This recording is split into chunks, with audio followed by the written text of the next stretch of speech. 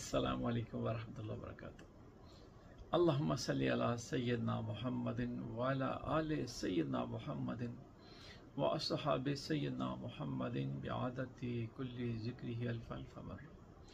मेरे प्यारे प्यारे आक़िल इस्सलातो सलाम पे अरब दुरूद सलाम मुस्तफ़ा जान रहमत पे अरब दुरूद सलाम। तो आज जो मैंने उसका लेके हाज़िर हुआ हूँ वो है माजून, आला किस्म की माजून है।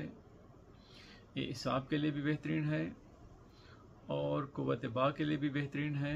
इसको बनाएं और खाएं और अल्लाह की रहमत के मज़े लूटें। जैसे जैसे खाते रहेंगे कुव्वत बढ़ती रहेगी, इसाब मजबूत होते रहेंगे, तो सिमन को भी फ़ायदा देगी और रेड सेल भी बढ़ेगी इंशाअल्लाह ताला बफ़ज़्ल खुदा।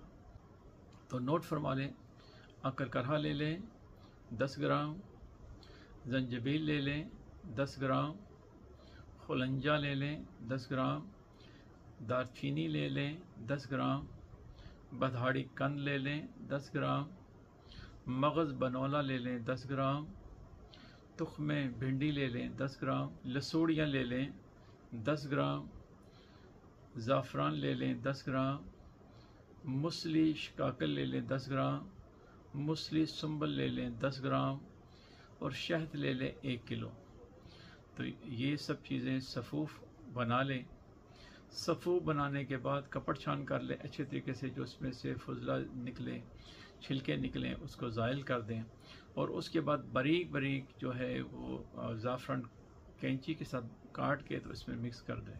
तो इंशाअल्लाह ताला बफ़ज़्ल खुदा इसको खाएं। आधी चम्मच सुबह और आधी चम्मच दोपहर और आधी चम्मच शाम को नीम गर्म दूध के साथ खाएं।